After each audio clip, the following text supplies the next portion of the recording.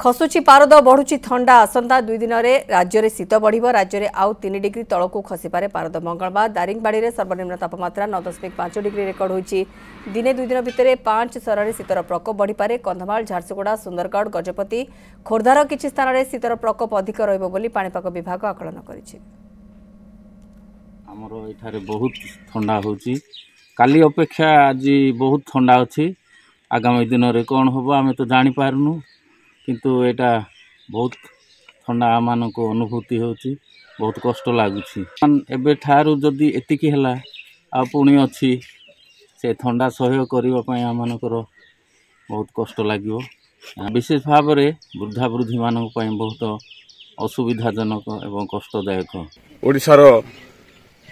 स्वतंत्र नियारा एवं कंधमाल जिला पहाड़ जंगल घेरा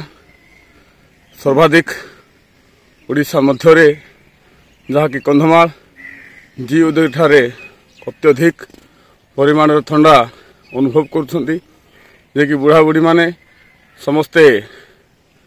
निया जाली कमल ब्लांकेट घोड़े